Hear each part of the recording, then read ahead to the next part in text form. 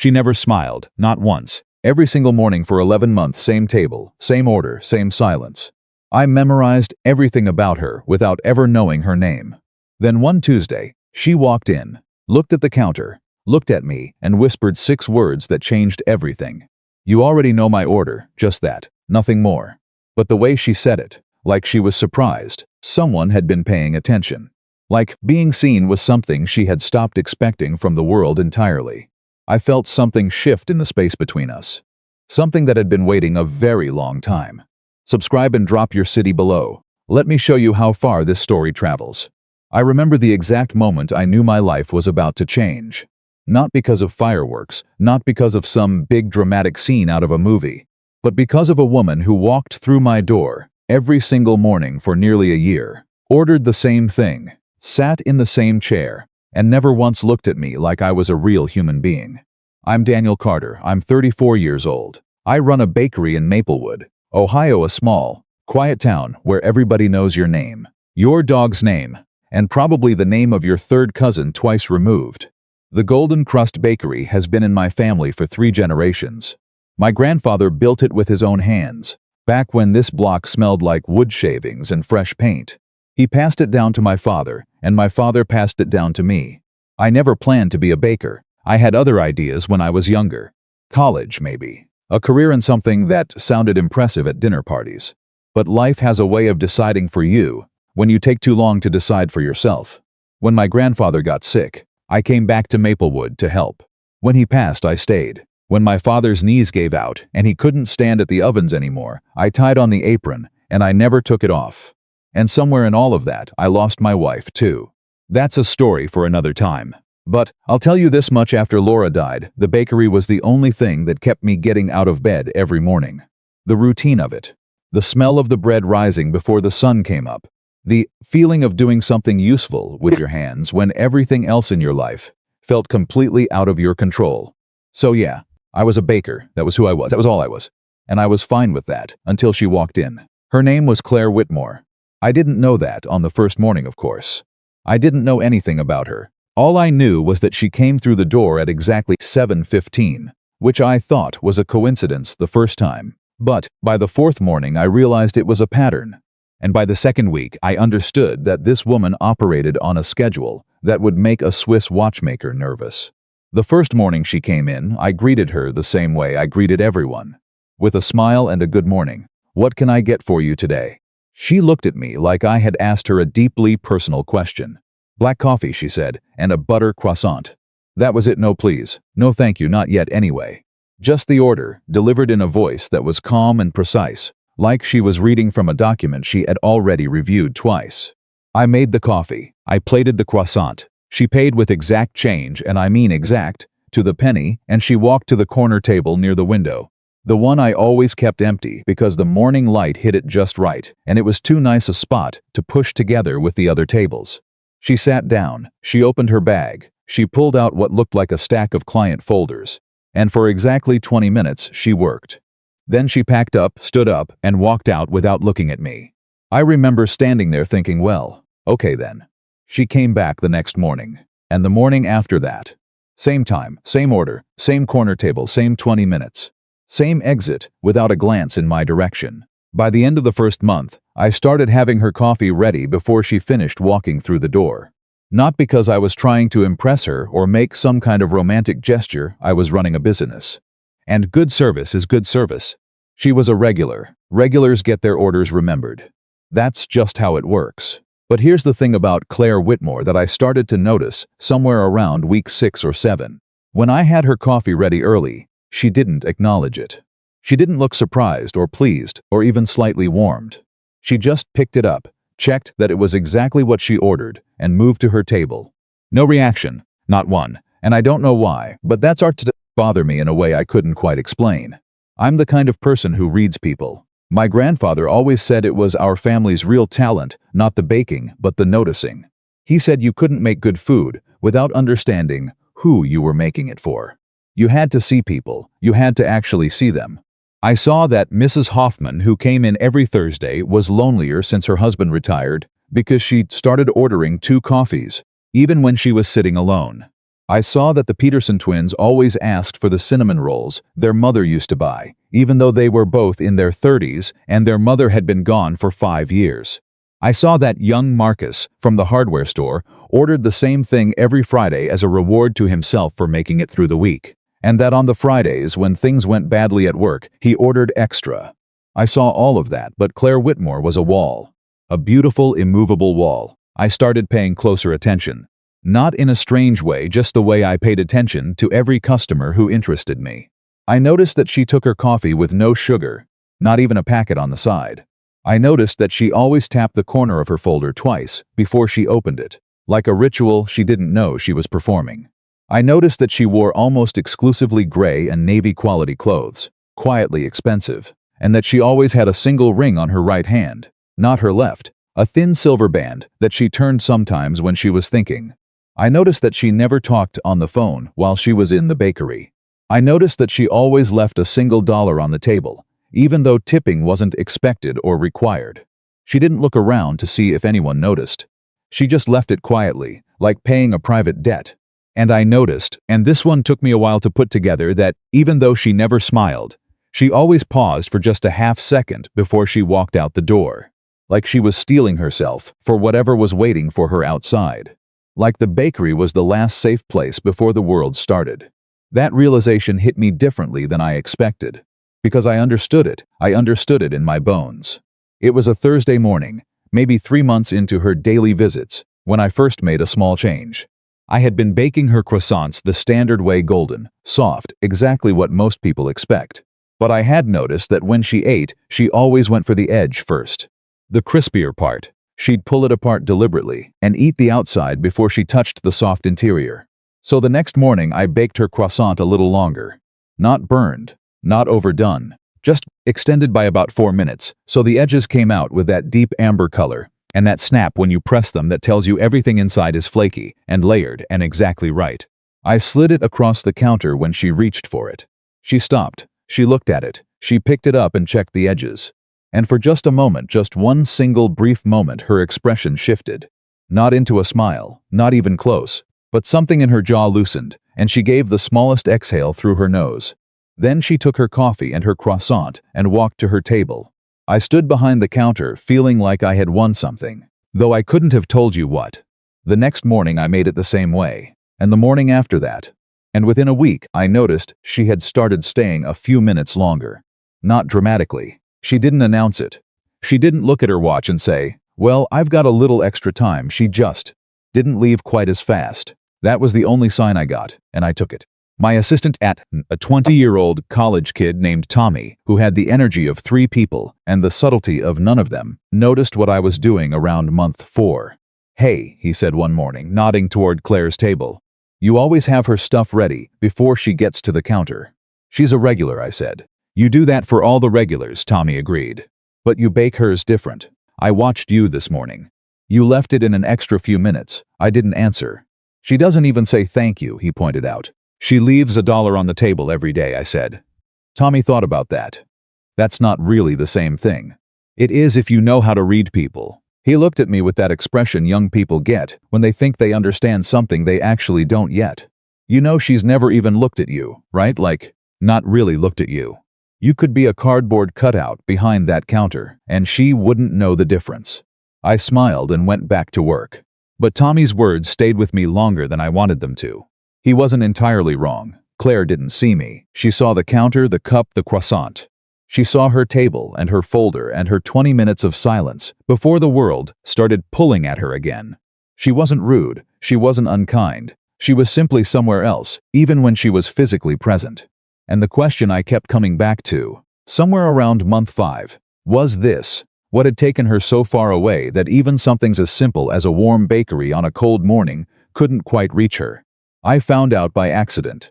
It was a Tuesday in February, and Maplewood was in the middle of one of those gray, relentless cold stretches where the sky looks like a ceiling and the wind cuts through your coat before you've made it from your car to the door. The kind of cold that makes everything feel harder than it needs to be. Claire came in at 7:15, same as always, but something was different. She was moving slightly faster than usual. Her shoulders were higher. She had the look of someone fighting to maintain composure in a public place, which is a very specific look, and I had seen it enough times in my own mirror to recognize it immediately. She reached the counter. She started to reach into her bag. And then she stopped. She went still. I watched her go through her bag once. Then again. Then she set it on the counter and went through it more carefully, and I could see from the change in her breathing that she already knew what she wasn't going to find. "I forgot my wallet," she said. Her voice was perfectly controlled. Precise. But underneath it, just barely audible, was something that wasn't control at all. "I'll have to come back tomorrow." She started to zip her bag. "It's taken care of," I said. She looked up. "Excuse me?" "The coffee and the croissant. It's already made. It's already yours. Pay me tomorrow if you want." Her eyes narrowed just slightly. "I don't take things I haven't earned." There it was. Just like that 6 words that told me more about Claire Whitmore than 6 months of observation had managed to put together. "Then consider it a thank you," I said. "You've been keeping this bakery company every morning for almost half a year. That's worth something." She stared at me. And I mean really stared, not past me, not through me, but at me, for the first time, like I was actually standing there. "You noticed," she said. It wasn't really a question. "I run a bakery," I told her. "Noticing things is what I do." The silence between us stretched out about 4 seconds longer than it needed to. Then Claire picked up her coffee, she picked up her croissant, and she walked to her table. She stayed for 37 minutes that morning. I know because I watched the clock, not because I was counting. Okay, I was counting, but because something in the way she sat down felt different. Less like a person bracing against the world, more like a person exhaling. Tommy wiped down the counter next to me and said very quietly, "She stayed longer." "She did," I agreed. "You're going to be hopeless about this, aren't you?" "Shut up, Tommy." He grinned and walked away. That afternoon, after the lunch rush died, and the bakery settled into that quiet mid-afternoon hush I'd always loved, I found myself thinking about what she had said. "I don't take things I haven't earned." The force behind those words wasn't just politeness or pride. It was something older than that. Something carved into her by an experience I didn't know yet. I was 34 years old and I had lost a wife. I knew what it felt like to walk around with something heavy inside you that you couldn't set down and couldn't explain to anyone who hadn't felt it themselves. I thought about that girl at the table in the corner, with her folders and her single ring and her 20 minutes of silence. And I thought about what she might be carrying that made warmth, something she had to protect herself from, instead of lean into. I didn't ask, I knew better than to ask, but I paid attention. 2 weeks after the forgotten wallet, I noticed that she sometimes came in looking like she hadn't slept. Not disheveled, Claire Whitmore was never disheveled. But her eyes were different on those mornings. Quieter. Heavier. Like she had spent the night somewhere she couldn't quite return from. On those mornings, I made her coffee slightly hotter. Not because she asked, but because I had noticed that she held the cup longer on those days, wrapping both hands around it, and I figured that what she needed on those mornings was warmth she could hold on to. She never acknowledged it, but she never left early on those mornings either. There was a Saturday in March. She didn't usually come on Saturdays, so I was surprised to see her when she arrived at 9 in the morning instead of 7:15, and she wasn't carrying folders. She was carrying nothing. She just walked in and stood at the counter and looked at me with those quiet, dark eyes, and for a moment I thought she was going to say something real. Instead, she ordered her coffee and her croissant. I made them. She sat down. She stayed for an hour and a half. She didn't open her phone. She didn't look at her watch. She just sat in the corner by the window and looked at the street outside, and every now and then I would glance over, and she would still be there, and there was something both peaceful and heartbreaking about it that I couldn't shake. After she left, Tommy came to stand next to me and said, I looked her up. "Tommy, before you tell me not to, she's a designer. Interior design. High-end. She's done projects in Columbus, Pittsburgh, even a few in New York. She moved here 8 months ago from Cincinnati." He paused. "I found an article from about 3 years back. She had a younger sister." He said it in the past tense. I didn't need to ask why. "Tommy," I said quietly. "I know." Forget I said it. But I couldn't forget, because now I understood the weight she was carrying. And I understood why warmth felt dangerous to her. And I understood why a corner table in a small bakery, where nobody expected anything from her, and nothing was required, and nothing could be taken away, had become the one place she allowed herself to simply breathe. She had lost her sister, And somewhere after that loss, Claire Whitmore had decided consciously, that allowing yourself to feel good about anything was a kind of betrayal of the people you'd lost. That happiness was something she no longer had the right to. I knew that feeling too. After Laura died, I went almost 8 months before I let myself laugh at anything. Really laugh, not a polite chuckle, not a social reflex, a real laugh. And when it finally happened, it was something stupid. Tommy knocked over an entire tray of rolls and they went everywhere, and his face was so completely mortified that I lost it completely. I felt guilty for 3 days afterward. Like laughing meant I had forgotten. Like feeling okay meant she hadn't mattered. It takes a long time to understand that the opposite is true. That surviving and even finding moments of light isn't forgetting, it's honoring. It's the most human thing you can do. But you can't tell someone that and have it land. They have to get there on their own. All you can do is create the conditions where it might become possible. So I kept making her coffee hotter. I kept baking her croissant longer. I kept having everything ready before she reached the counter.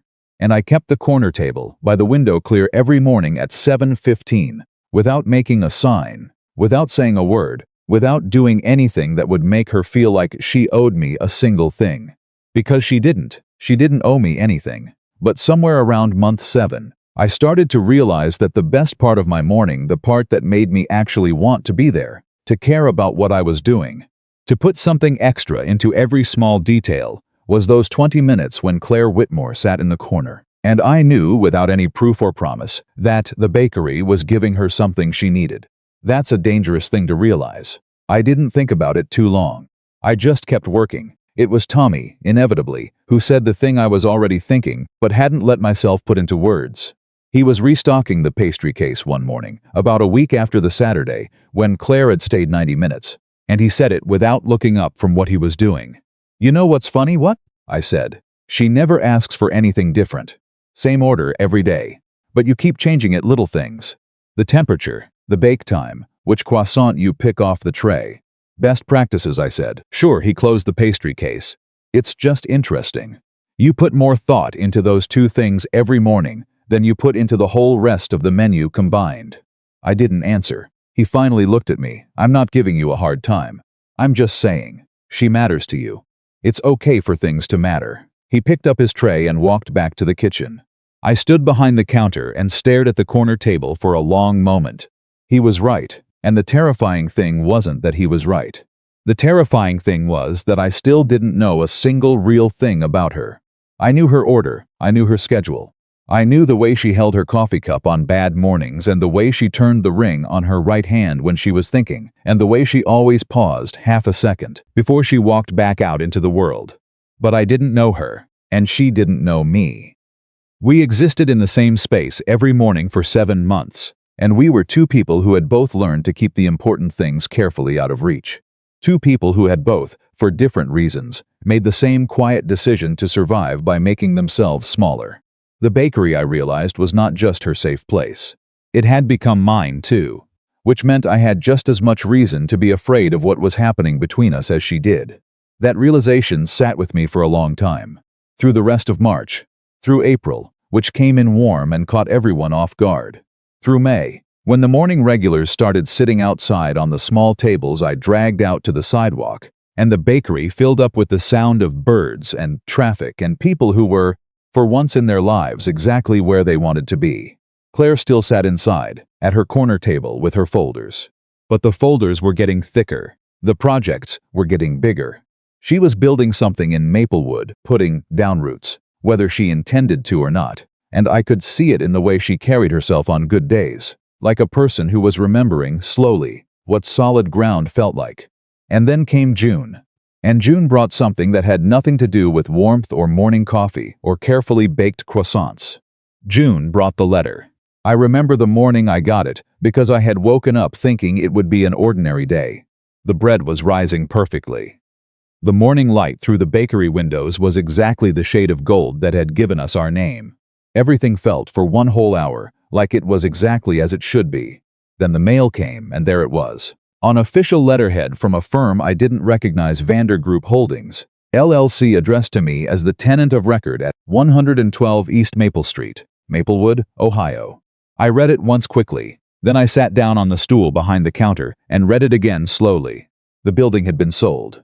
My landlord, old Ray Perkins, who I had known since I was 12 years old, and who had shaken my grandfather's hand over a lease agreement that had been in place for 40 years, had sold the property to Vandergroup Holdings without telling me. The letter informed me, in careful legal language designed to sound pleasant while delivering something that was not pleasant at all, that Vandergroup Holdings intended to redevelop the property. At the bottom, in a paragraph that I read 3 times because I kept hoping I was misunderstanding it, the letter stated that my current lease would not be renewed upon its expiration in 6 months. 6 months. After that, the Golden Crust Bakery would need to vacate 112 East Maple Street. I sat on that stool for a long time, I don't know how long. At some point, Tommy came out of the kitchen, saw my face, and came to read the letter over my shoulder. He didn't say anything. He just put his hand on my shoulder for a moment, and then went back to the kitchen quietly, because he understood that there was nothing useful to say yet. At 7:15 exactly, the door opened, and Claire Whitmore walked in. I had her coffee ready. I had her croissant ready. I was standing behind the counter, exactly where I always stood. But the letter was sitting on the counter next to the register, and she saw it, and she stopped walking. She looked at the letter, she looked at me. "Bad news?" she asked. It was more than she had ever said to me that wasn't an order. I almost said no, almost said something vague and deflecting, the way I had trained myself to handle things that were too big for small conversation. Instead, I said, "Yeah, bad news." She came the rest of the way to the counter. She picked up the letter, she read it, and something changed in her face, not an explosion, not a dramatic shift, but a slow, specific kind of tightening around her eyes that I would learn later meant she was thinking hard and fast, and was already several steps ahead of wherever the conversation currently was. "Vandergroup," she said, mostly to herself. "You know them?" She set the letter down. She looked at me with those dark, quiet eyes. And for the first time, in 7 months of mornings, Claire Whitmore was not looking past me or through me. She was looking directly at me. "I know exactly who they are," she said. And in the quiet of the bakery, with my grandfather's recipes on the shelf behind me, and the smell of bread in the air, and the corner table waiting at the window, I felt something shift in the space between us. Something that had been careful and still and patient for a very long time, finally quietly, beginning to move. I didn't know yet what it would cost us both to fight for what mattered. I didn't know yet what we would have to say out loud to save what was worth saving. But I looked at Claire Whitmore standing at my counter, holding a letter that was trying to take everything from me, and I thought about the first morning she had walked through my door, and the 600 mornings between then and now, and the way she paused every time, before she walked back out into the world. And I thought, whatever comes next, she is not going to face it alone. Neither, it turned out, was I. She said it again, quieter this time, like she was turning the name over in her mouth and tasting something bitter. "Vandergroup." Daniel didn't move. He stood behind the counter with his hands flat on the wood and watched her read the letter a second time. Not skimming it, reading it, line by line, the way a person reads something when they're looking for something specific and already suspect they're going to find it. Tommy had come out of the kitchen at some point and was standing in the doorway, pretending to wipe down a tray. He wasn't wiping anything, he was watching. Claire set the letter down. She looked at Daniel. "How long have you been in this building?" "The bakery's been here 40 years, Daniel said. "My grandfather signed the original lease, and a Ray Perkins was the landlord the whole time." Daniel paused. "You know Ray?" "I know of him," she said. "I'm an interior designer. I've worked in commercial real estate long enough to know the property owners in a new town before I sign anything. Ray Perkins has owned this block since 1987. She tapped the letter. "He would not have sold this building voluntarily." The sentence landed in the quiet bakery, like something dropped from a height. Daniel stared at her. "What do you mean?" "I mean that Vandergroup doesn't wait for willing sellers," Claire said. "They manufacture situations. They find properties they want. They apply pressure, quiet pressure, legal pressure, financial pressure, and they wait for the owner to make the decision that feels like their own idea." She looked back at the letter. "How old is Ray Perkins?" 78, Daniel said. "He had a health scare last fall. His son has been handling more of his affairs." Something moved across Claire's face. Not quite anger. Not quite satisfaction at being right. Something harder than both.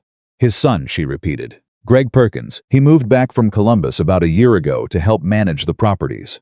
Claire picked up the letter again. She went straight to the bottom, to the line Daniel had read 3 times. Her finger moved along the text and stopped at a single phrase. Vandergroup Holdings, she said, has an office in Columbus. Greg Perkins moved back from Columbus. She looked up at Daniel. That's not a coincidence. The word sat between them. Daniel's hands were still flat on the counter. He became aware slowly that his jaw was tight. Tommy had stopped pretending to wipe the tray. You're saying Greg sold the building, Daniel said. Behind his father's back. I'm saying someone with access to Ray Perkins' legal and financial documents made a decision that benefited Vandergroup, Claire said. Whether Ray knew the full extent of what he was agreeing to is a different question. Daniel picked up the letter. He read the bottom paragraph again. The one about the lease not being renewed. 6 months to vacate. The language was so clean it almost felt friendly. Professional, like being told your house is on fire in the calmest possible voice. The lease, he said slowly. My grandfather's original lease. Do you have a copy? Upstairs. He had a filing cabinet in the small apartment above the bakery where he'd lived for the past 6 years.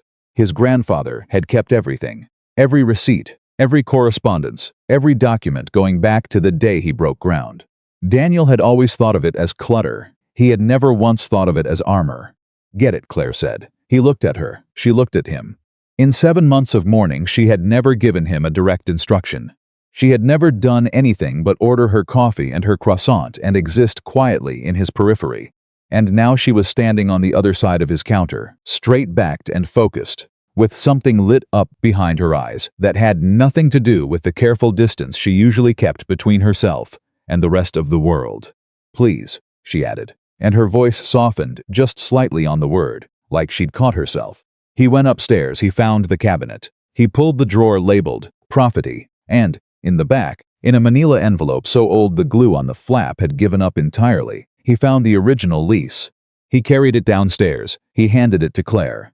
She read it standing at the counter, and Tommy finally gave up all pretense and came to stand nearby. Because the tension in the bakery by then was the kind that makes it physically difficult to be in another room. Claire turned to page 3. She read something. She read it again. And then she said, in a voice that was very controlled and very still, Daniel. Yeah, this lease has a continuity clause. A what? She set the document on the counter and turned it toward him. She pointed to a paragraph near the bottom of page 3. The language was old-fashioned, the kind of formal legal phrasing that lawyers used 40 years ago before everything got streamlined into something more modern and far less protective. This says, Claire explained, speaking slowly and precisely the way she spoke when she was being very careful, that, in the event of a change of property ownership, the existing tenant has the right to continued occupancy under the original terms of the lease, so long as the tenant has maintained all financial obligations and made no material violations of the agreement. The bakery was completely silent. A car went by outside. Somewhere in the kitchen, the oven timer went off, and none of them moved. That means, Tommy said, because sometimes Tommy was the one who said the obvious thing first, they can't kick you out. It means, Claire corrected carefully, that they had a legal obligation to honor this clause before they sent this letter. And if they didn't disclose it when they structured the sale, then the sale itself may have problems. She straightened. She looked at Daniel. Who drafted this lease originally? My grandfather and Ray Perkins did it together, with a local attorney, man named Harold Briggs. Daniel thought for a moment. He's been retired for 15 years, but his son took over the practice. Call him, Claire said. This morning. Daniel looked at the clock. 72. The office opens at 9, Tommy offered helpfully. At 9 then, Claire said. She picked up her coffee. She looked at Daniel with those careful, measuring eyes. Don't call Vandergroup. Don't respond to this letter. Don't do anything until you've spoken to an attorney who can read this clause and tell you exactly what it's worth. Daniel nodded slowly. His mind was still catching up. He had walked into this morning expecting an ordinary Tuesday, and instead he was standing in the middle of something that felt like a chess game that had been set up by someone else and was already several moves in. Why are you doing this? He said. The question surprised her. He could see it a flicker, quickly controlled. Doing what? This, he said. He gestured at the lease on the counter, at the space between them that had been filled, in the last 20 minutes, with more conversation than the previous 7 months combined. You don't know me. You come in, you order your coffee, and you leave. That's the arrangement, so why? Because what they're doing is wrong, she said. Flat, simple, like it was the most obvious thing in the world. He stared at her. She looked almost uncomfortable for a moment, like she had said more than she intended to by saying something that basic. Then she set her cup down, and because this place matters, she said more quietly, I don't have a lot of places that feel like anything right now. This one does. She paused. And then, like the words cost her something, I'd rather not lose it. Daniel didn't answer. She picked up her bag. Call the attorney at 9, she said. And Daniel. She stopped. She said his name like it was the first time she had used it, because it might have been. Keep the letter. Keep everything. Then she walked to her table. Not to leave. To sit. She was still there at 8:30 when the morning regulars started filling in. She was still there at 8:55 when Daniel picked up the phone to call Briggs and Associates. And she was still there, folders open but not being read, when Daniel came back out of the kitchen 20 minutes later with the look of a man who had just learned that the ground under his feet was more solid than he thought. Briggs's son is coming at noon, Daniel said. Claire nodded once. She looked back at her folders, but her foot under the table had stopped tapping. The meeting with Andrew Briggs, Harold's son, early 40s, the kind of careful, methodical attorney who measured sentences before he said them, happened in the back room of the bakery at noon. With the lunch rush moving through on the other side of the door, and Tommy handling everything, with the focused anxiety of a person trying very hard not to let anyone know something significant was happening. Briggs read the lease. He read it twice. He made notes on a yellow legal pad in small, precise handwriting. Daniel sat across from him and watched the pen move and tried to read the expression on a face that had been professionally trained not to give anything away. At 12:18, Briggs set his pen down. Your grandfather, he said, was a careful man. He was, Daniel agreed. This continuity clause is unusual for the era, Briggs said. Most leases from this period didn't include this kind of tenant protection. My father must have argued for it specifically. He looked up. It means what it says. If the property changed hands, you had the right to remain.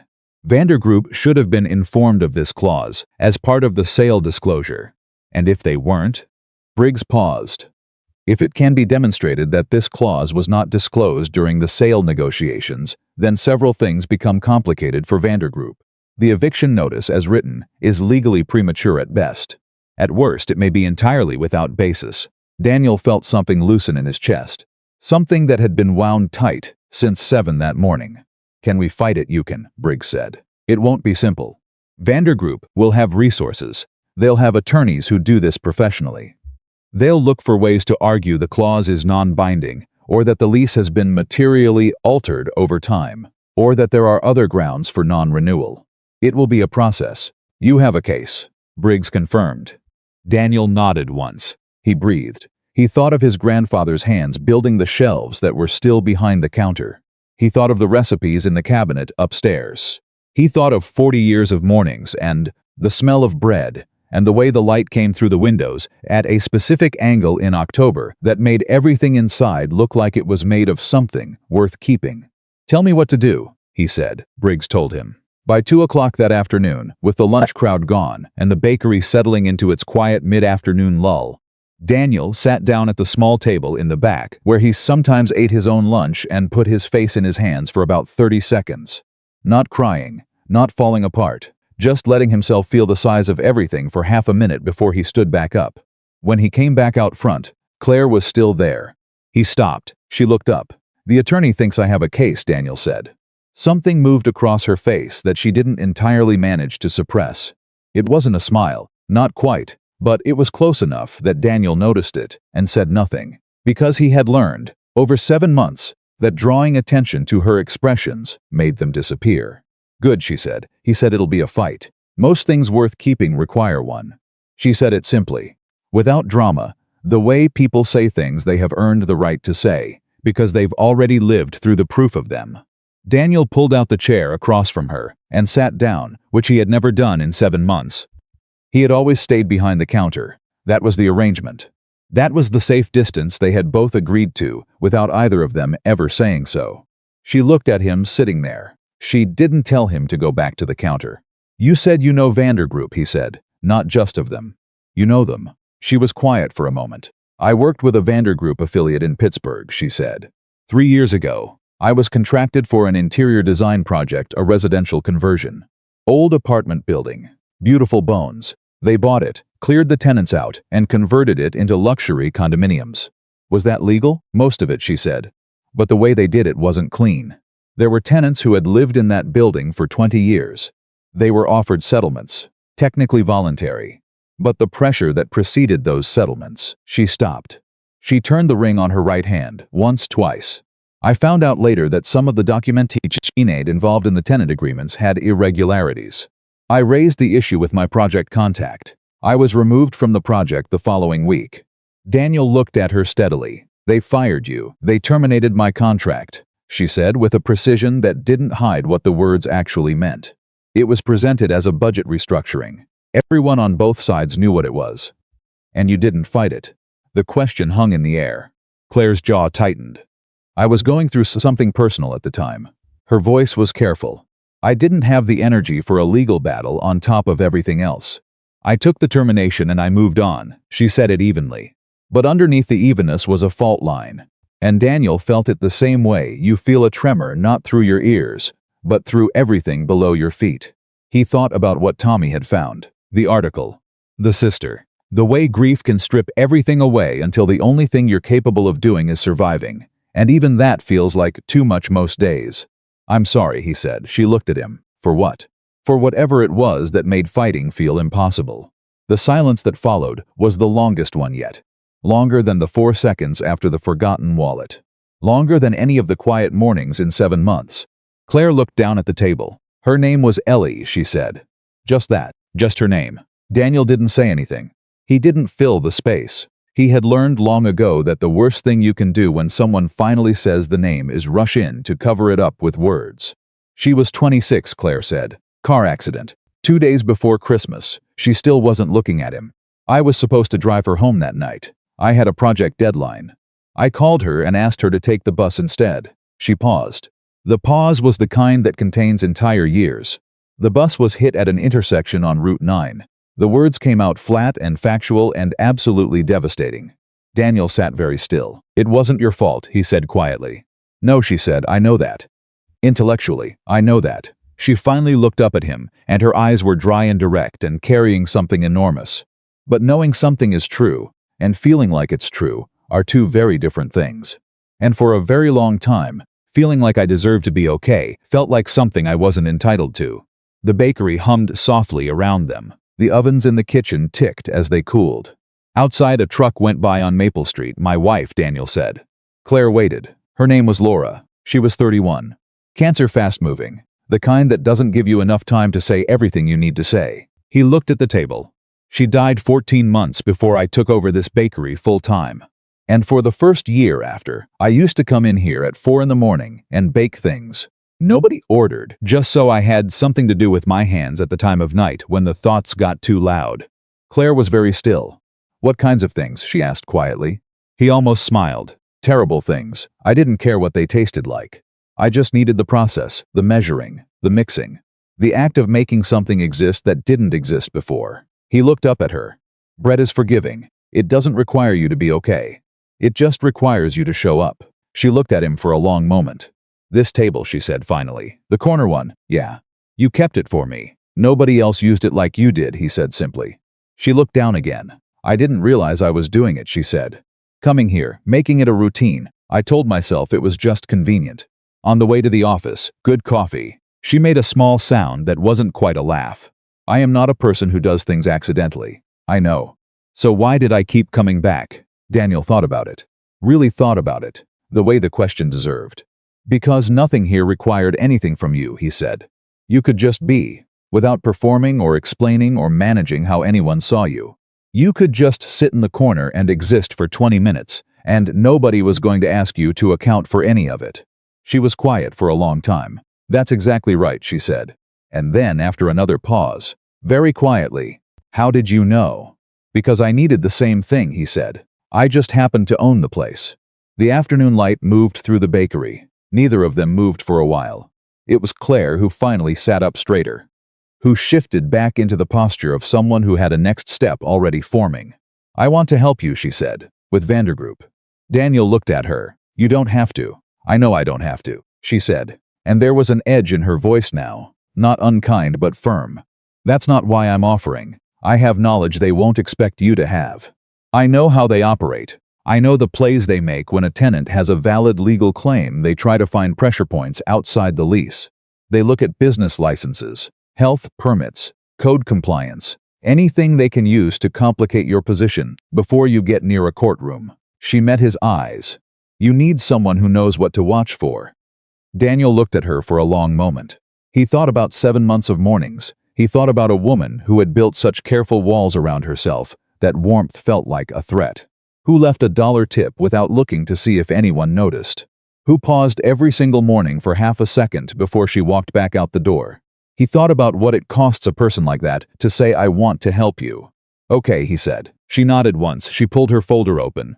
And there, at the corner table by the window, in the quiet mid-afternoon lull of the Golden Crust Bakery, two people who had both spent years making themselves smaller began, slowly, and without making any grand declaration about it, to take up space again. The trouble started that same evening. Daniel had left a message for Andrew Briggs about Claire's warning the business licenses, the permit angles, and Briggs had called back within the hour, measured and unsurprised, saying he would begin a preemptive compliance review first thing in the morning just to close any doors before Vander Group found them open. At 6:47 that evening, Daniel's phone rang. Unknown number. He answered. The voice on the other end was smooth and unhurried, the voice of someone who made calls like this regularly and had long since stopped feeling anything about them. "Mr. Carter, my name is Richard Voss. I'm the Regional Development Director for Vander Group Holdings. I wanted to introduce myself and see if we might have a conversation about your situation." Daniel sat down on the stool behind the counter. "My situation," he repeated. "The transition of the property," Voss said pleasantly. "We understand this may have come as a surprise. We'd like to make it as smooth as possible. We have a very fair early exit package we'd like to discuss with you." "I've retained an attorney," Daniel said, a pause. "Small, barely a beat, of course," Voss said. "That's entirely your right. I just want you to know that we're not adversaries here, Mr. Carter. We think Maplewood is a wonderful community, and we'd love to find a solution that works for everyone." "What kind of solution?" "A relocation allowance, a generous one given the circumstances. We'd cover your moving expenses, first and last month's rent at a new location, and provide a business continuity payment to help you reestablish." Another pause. "We want to be fair." Daniel looked at the walls of his bakery. The shelves his grandfather had built, the chalk menu board his grandmother had painted by hand 30 years ago, and that he had never replaced because he could not bring himself to paint over her handwriting. "I'll talk to my attorney," Daniel said. "Of course," Voss said again, just as smooth. "Take your time. We have until Friday to get the early exit paperwork started if you'd like to take advantage of the package." He let that land. "After Friday, the formal legal timeline begins, and our offers become more structured. I'd hate for you to miss the window." Friday was 3 days away. The pressure in the timeline was not accidental. Daniel thanked him politely and ended the call. He sat in the empty bakery for a moment, the evening settling around him, the ovens off, the chairs up on the tables near the front. Then he picked up his phone and called Claire. She answered on the second ring. He told her about the call. She didn't say anything for a moment. "How did he phrase the Friday deadline?" she asked. "He said after Friday, the offers become more structured." "That means smaller," she said. "And the fact that he called you personally tonight means they already know about the continuity clause. Someone has read the lease." Daniel felt it again, that cold, clarifying recognition of a chess game in progress.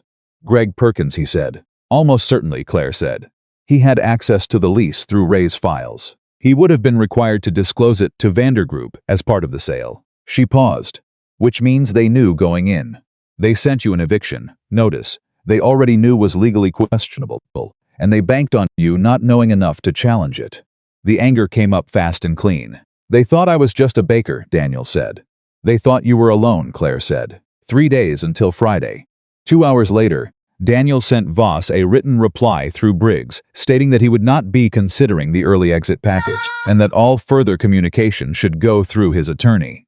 He pressed send and sat back and felt something settle into place in his chest. Not victory, not yet, but the feeling of knowing exactly where he stood and deciding clearly and completely that he was not going to move. The next morning at 7:14, he had her coffee ready. Slightly hotter than usual. The croissant baked an extra 4 minutes. At 7:15 the door opened. Claire walked in. She reached the counter. She looked at the coffee. She looked at Daniel. For the first time in 7 months of mornings, she didn't walk straight to her table. She stayed at the counter. "What did Briggs say about the compliance review?" she asked. "Clean," Daniel said. "Everything's current, no openings." She nodded. "Vandergroup will file a motion challenging the enforceability of the continuity clause within the next 10 days, she said. They'll argue that the clause is outdated and inconsistent with current commercial lease standards. It won't hold up, but it'll take time and it'll cost you money. Briggs is filing a preemptive brief this week." She picked up her coffee. She was quiet for a moment. Then she said, without looking up from the cup, "I made some calls last night." Daniel waited. "I still have contacts in commercial real estate. People who've dealt with Vandergroup before. There are 3 active complaints against them in Ohio, all involving similar situations. Tenants with valid lease protections who were pressured to exit before those protections were disclosed or exercised." She looked up. "If we can connect your case to those complaints, we might be able to argue a pattern of practice. That changes the landscape significantly." Daniel stared at her. "You called your contacts last night," he said. "Yes." "After I called you?" "Yes. It was almost 9 o'clock. She met his eyes evenly. People in real estate answer late calls. He looked at her for a long moment. This woman who had sat alone at a corner table for 7 months. Who had built walls so carefully that even gratitude felt dangerous. Who had come into his bakery every morning to be nowhere and no one, and simply breathe. "Claire," he said. "Don't," she said, and it was gentle but firm. "I was just going to say thank you." She was quiet. "You're welcome," she said finally. She picked up her croissant. She walked to her table. But she was facing the counter now, not the window. And when Daniel looked up from the register 10 minutes later, she was looking back at him. Neither of them looked away immediately. It lasted only a few seconds. But it was the kind of few seconds that changed the geometry of everything that comes after them. Outside on Maple Street, the morning was going on as mornings always did in Maplewood. Ordinary and unhurried, and full of small things that added up over time to something that mattered enormously. Inside the bakery, something that had been quiet for a very long time was waking up, and neither of them, it turned out, was quite ready for what that meant. The thing about a fight you didn't start is that it takes twice the energy, because half of it goes toward the anger of having been put in this position at all. Daniel learned that during the first week after he sent the letter through Briggs declining Vandergroup's early exit package. He had expected some kind of response, a counteroffer maybe, or a formal legal filing. Something he could see and respond to. What he got instead was silence. And silence, when you're waiting for the other shoe to drop, is its own kind of pressure. Monday passed, Tuesday. By Wednesday morning, he had checked his email 14 times before 7 o'clock and found nothing except a newsletter from a baking supply company and a reminder about his water bill. Tommy noticed. "You're going to wear out the refresh button," Tommy said, coming out of the kitchen with a tray of morning pastries. "I'm not freshing anything," Daniel said. "You checked your phone 6 times while I was standing here." "I'm keeping up with correspondence." Tommy set the tray down. He looked at Daniel with the particular expression of a 20-year-old who understood more than he was supposed to. "You know what silence from a company like Vandergroup means, right?" Daniel looked at him. "It means they're not done deciding," Tommy said. "Which means they looked at what Briggs filed and realized. This isn't going to be as easy as they thought." Daniel turned that over in his mind. He didn't like that Tommy was probably right. At 7:15, Claire came through the door. She reached the counter, picked up her coffee without breaking stride, and said, "Have you heard from Briggs this morning?" "Not yet. He filed the preemptive brief on the continuity clause on Friday," she said. "Vandergroup's attorneys would have received it over the weekend. They've had 2 business days to read it. The fact that you haven't heard anything yet means they're regrouping." Tommy said the same thing. She glanced at Tommy. Tommy gave a small, dignified nod, like a person having their expertise acknowledged. "He's right," she said. She looked back at Daniel. "When they come back, it won't be with another phone call. It'll be something else. Something you're not looking for." She took her coffee and her croissant and went to her table, but the corner one, the one by the window, the one where she used to sit with her back to the room and her face to the street. She had stopped sitting that way sometime in the last week. Now she sat sideways, half facing the counter. Daniel had noticed. He hadn't said anything. He was learning, slowly and carefully, which things to notice, and which things to leave alone. What came was not what any of them expected. It arrived Thursday morning, at 8:22, in the form of a man named Stephen Cole, who walked into the bakery with a clipboard and an expression of professional neutrality that Daniel recognized immediately as the expression of someone delivering bad news they personally have no stake in. "Good morning," Cole said. "I'm from the Maplewood Municipal Code Compliance Office. We've received a complaint regarding this property." The bakery had 4 customers at that moment. 2 of the morning regulars, Mrs. Hoffman and her neighbor Joyce, who had started coming together on Thursdays. A young woman with a laptop who came in on weekdays for the quiet. And Claire, at her corner table, who stopped moving when Cole walked in, but didn't look up from her folder in a way that was very deliberate. Daniel came around the counter. "What kind of complaint?" Cole consulted his clipboard. "There's a concern about the external ventilation system. Specifically, whether the bakery's commercial exhaust setup meets current municipal code for businesses operating in mixed-use commercial residential corridors." Daniel stared at him. "I had my annual inspection in March. Everything passed." "Yes, sir. I see that in our records." Cole had the manner of someone who genuinely wished he were elsewhere. "But a formal complaint triggers a secondary review, regardless of recent inspection history. That's just protocol." "Who filed the complaint?" Cole paused. "Professionally. Complaints can be filed anonymously under Municipal Code Section 14.7. "Anonymously," Daniel repeated. "Yes, sir." The word sat in the air like something with a smell. Daniel's jaw tightened. He thought of Richard Voss, smooth and unhurried on the phone. He thought of Claire's warning 3 days ago. "Something you're not looking for." "What does the secondary review involve?" Daniel asked, keeping his voice level. "An inspector will need to assess the ventilation system within 15 business days. During that period, there are no operational restrictions. You continue business as normal. But if the inspector identifies any code deficiencies, you'd have 30 days to bring the system into compliance. And the cost of that compliance." Cole looked at his clipboard. He had the decency to look uncomfortable. "Depending on what the inspector finds, commercial ventilation upgrades in a building this age can run anywhere from $8,000 to $30,000. $8,000, $30,000. Daniel had about $11,000 in the business account. The silence in the bakery after Cole left was the kind that contains a whole conversation that nobody is ready to have yet. Mrs. Hoffman, who had been sitting close enough to hear everything, reached across and put her hand on Daniel's arm as he walked past. She didn't say anything. She just left it there for a moment. He nodded at her. He went behind the counter. He heard a chair move. Claire was at the counter before he had time to think. "Anonymous complaint," she said, low enough that only he could hear. "Yeah, Vandergroup doesn't file complaints themselves. They find local proxies." She set both hands flat on the counter, and her voice had a kind of focused, cold precision that reminded Daniel that whatever this woman had built around herself to keep the world out, she had built it out of intelligence and not weakness. 15 business days for inspection, 30 days for compliance. That's 45 business days, total 9 weeks of uncertainty hanging over your operation, during which time your legal fight with them is also ongoing. Your stress is compounded, and the financial pressure is real. "They're trying to wear me down," Daniel said. "They're trying to make you do the math," she said, "and decide that the legal fight, plus the potential compliance costs, plus the disruption adds up to more than whatever they put in the exit package." Daniel looked at her. "Does it?" She met his eyes without flinching. "Only if you let them control the timeline." "How do I stop them from controlling the timeline?"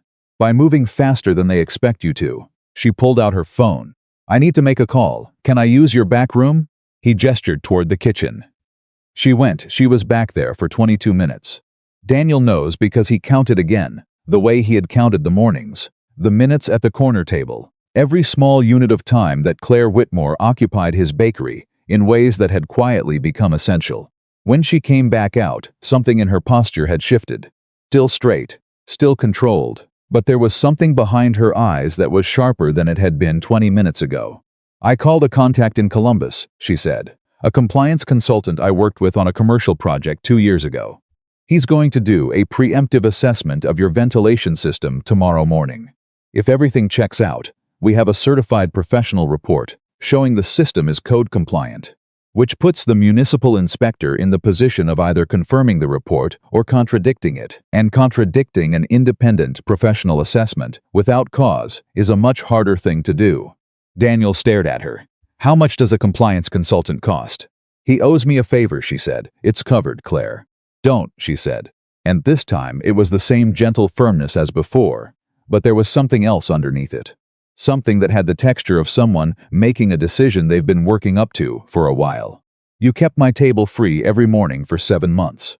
You baked my croissant the way I actually wanted it without me ever having to ask. You told me I was keeping the bakery company like it was a gift instead of a habit. She looked at him steadily. Let me do something useful. He didn't argue. He understood finally and completely that this was how Claire Whitmore said I care about this.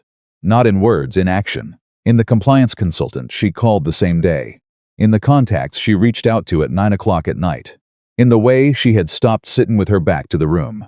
The consultant, a compact, efficient man named Gerald Park, arrived the next morning at 7 and spent an hour and 40 minutes going through every inch of the ventilation system with the focused attention of someone who genuinely loved finding problems and even more genuinely loved not finding them. He emerged from the crawl space above the kitchen with a smear of dust on his jacket and the expression of a professional whose pride had just been satisfied. Everything meets current code, he said. The system was updated in 2019. You've got documentation of that, yes? In the filing cabinet upstairs, Daniel said. Get it. I'll attach it to my report. When the municipal inspector comes, you hand him my assessment and the 2019 upgrade documentation on the same day he walks in. This complaint goes nowhere. He was right. It went nowhere.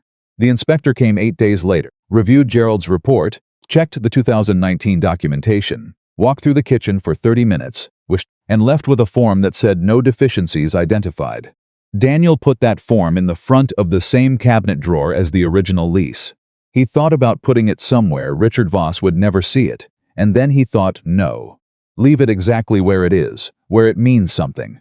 That evening, he called Claire to tell her. She answered before the second ring. Clean inspection, he said, a pause, and then, very quietly, something that might have been the beginning of a smile in her voice. I know. Gerald texted me. Daniel laughed. Actually laughed. The real kind. The kind that had taken him 8 months to get back to after Laura. Of course he did, Daniel said. He's thorough, Claire said. Thank you, Daniel said, for all of it. Another pause. Longer. How's the bakery tomorrow morning, she asked. Same as always, he said. I'll be there, she said. He knew she would. She had been there every morning for 8 months. But something about saying it now felt different, like a statement of intent rather than a habit. He didn't examine it too closely. He had learned, at 34, that some things fell apart when you held them too tight. What happened next was the thing Daniel would look back on later as the moment the story changed direction so completely that everything before it felt like a different story entirely. It was a Tuesday morning, 9 days after the inspection cleared. Andrew Briggs called at 8:05. Daniel stepped into the back room to take it. Vandergroup has filed a motion, Briggs said. As expected, they're challenging the enforceability of the continuity clause. But there's something else. A pause, and Briggs's pauses always meant something. Their filing includes a declaration from Gregory Perkins. Daniel felt something cold move through him. Greg filed a declaration for Vandergroup, stating that Raymond Perkins, at the time of the property sale, was experiencing significant cognitive decline, and that he, Gregory Perkins, as holder of his father's power of attorney, had full legal authority to conduct the sale. Another pause. And stating that Raymond Perkins never intended the continuity clause to apply to future sales, that it was understood, at the time of the original lease, to apply only to the original ownership. The silence on Daniel's end was absolute. He's saying, Daniel said slowly, that my grandfather's lease doesn't mean what it says. He's saying the intent behind it was different from what the language suggests. Briggs said carefully, it's a weak argument legally, but it muddies the water. And the power of attorney claim gives Vandergroup cover on the sale itself. Is Mr. Perkins actually experiencing cognitive decline? Another pause. I don't know, Briggs said. That's the problem. If he is and Greg legitimately holds power of attorney, then Greg's authority to sell is clean. If he isn't, or if the power of attorney was obtained under questionable circumstances, then Greg may have sold his father's property without his father's actual consent, Daniel said. That's a larger matter than your lease, Briggs said. That would involve adult protective services, potentially the probate court. It's not your fight to pick up, Daniel. No, Daniel said quietly. But it might matter to someone else's. He hung up. He stood in the back room for a long moment. Then he walked out front. Claire was at her table. She had been watching the kitchen door since he went back. He could tell from the angle of her head. The way she wasn't looking at him directly, but had been positioned to see him the moment he came out. He walked to her table and sat down. He told her everything Briggs had said. She listened without interrupting, which was one of the things about Claire that Daniel had come to understand was not coldness but respect. She let you finish, because she thought what you were saying mattered enough to hear all the way through. When he finished, she was quiet for 15 seconds. Then she said, Ray Perkins is in the building on 4th Street. The one with the blue shutters. I passed it this morning. Daniel stared at her. You know where he lives? I told you. I research property owners when I move somewhere new. She met his eyes.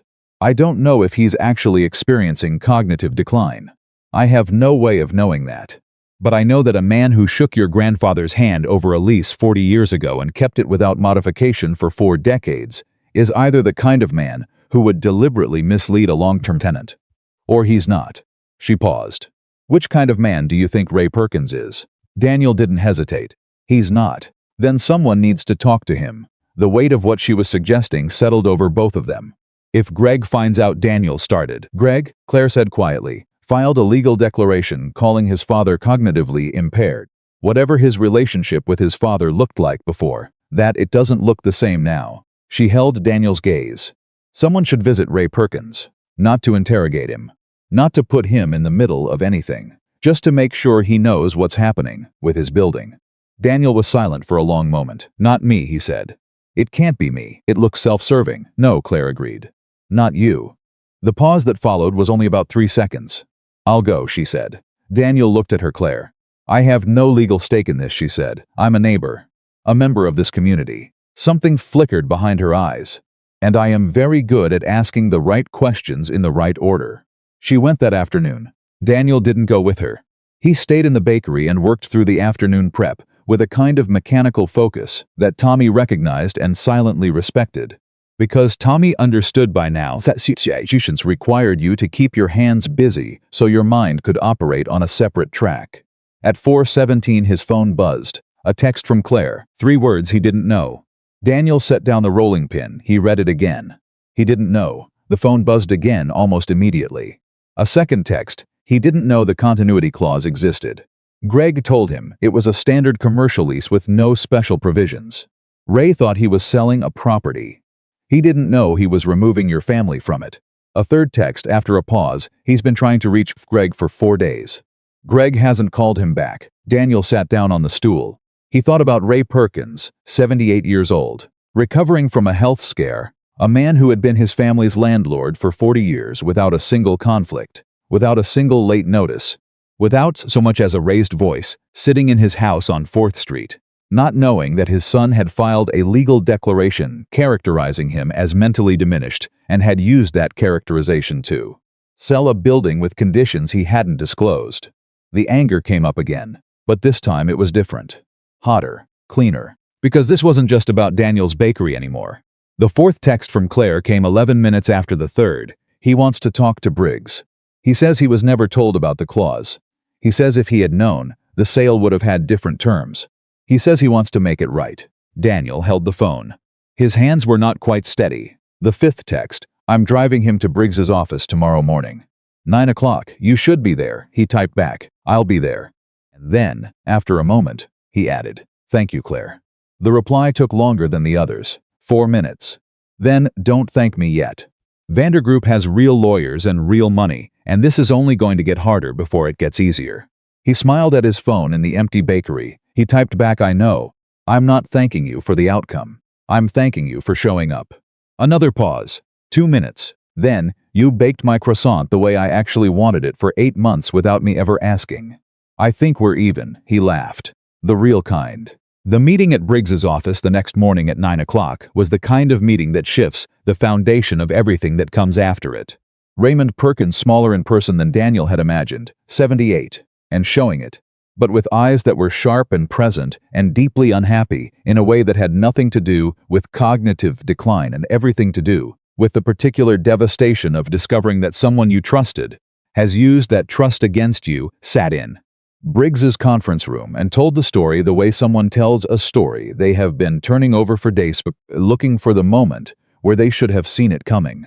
Greg had approached him in August, he said the building on Maple Street was costing more to maintain than it was returning, that the rental income wasn't keeping up with property taxes and upkeep, that there was a buyer interested, good offer, cash, quick close. Ray had asked about the tenants. Greg had told him the commercial tenants were on standard leases with no complications. Ray had signed the documents Greg put in front of him. He had not read every page. He was 78, and his hands didn't work like they used to, and he trusted his son. He said that last part quietly, looking at the table, and nobody in the room said anything for a moment because there are some kinds of pain that don't leave room for a response. Then Briggs asked Ray if he would be willing to provide a counter-declaration, stating that he had not been informed of the continuity clause, that the sale terms he understood were materially different from what was disclosed, and that he had not intended to circumvent any existing tenant protections. Ray said yes. He said it immediately. Without looking at his lawyer, he had brought his own attorney, a woman named Frances Cho from Maplewood's oldest law firm, who had the expression of someone who had already identified several problems with the sale and was formulating a strategy about them. Briggs looked at Daniel across the table. Daniel looked at Claire, who was sitting 2 seats down and had been watching the whole proceeding with that focused, quiet attention she brought to things that mattered to her. She met his eyes. She gave the smallest nod. Something was shifting. The weight of it, which had felt entirely on Daniel's side since that first letter, was redistributing. Slowly, but measurably, outside Briggs's office window, Maplewood went about its morning the way it always did, unhurried, ordinary, made of small moments that added up. Daniel thought about his grandfather sitting across from a younger Ray Perkins 40 years ago, shaking hands over a lease with a continuity clause that a careful attorney named Harold Briggs had argued for specifically, against the odds, because he believed in protecting the things worth keeping. He thought about how long some things have to wait before they become useful. He thought about a woman who had walked into his bakery 8 months ago and never smiled, and who was sitting 2 chairs away from him now, having driven a 78-year-old man to an attorney's office on a Tuesday morning because she had decided quietly and without announcement that this was worth fighting for. And he thought about what it really means to show up for something. Not when it's easy, not when the outcome is clear, not when the risk is manageable, but in the middle, in the uncertain, expensive, exhausting middle, when the other side has more money and better lawyers, and has already shown they're willing to do things that are legal but not decent. That's when it means something. That's when you find out who people actually are. Frances Cho, on her way out of Briggs's office, stopped beside Daniel in the hallway. "My firm is going to be looking at the sale documentation very carefully," she said quietly. "If Greg Perkins misrepresented the lease terms to Ray and to Vandergroup, that's a problem for all 3 parties." She paused. "The power of attorney he holds is for healthcare decisions. It does not extend to property transactions." The hall was quiet. Daniel felt the weight of that land. "He didn't have the authority," Daniel said. "That's what my office is going to determine," Frances Cho said carefully. "If that's what we find, the sale itself becomes challengeable." She looked at him steadily. "It's going to take time, but the picture looks different today than it did yesterday." She walked out. Daniel stood in the hallway for a moment. Then Claire was beside him. She didn't say anything. She didn't need to. She just stood there in the hallway outside Briggs's office, and Daniel looked at her, and she looked at him, and the silence between them was not empty, it was full. The way silence gets when there is too much to say, and you both know it, and neither of you is quite ready to start. "I should get back to the bakery," he said finally. "I know," she said. "The morning rush is probably over, but Tommy gets anxious when things back up." "He does," she agreed. Neither of them moved. "Claire," he said. "Daniel," she said at the same time. They both stopped.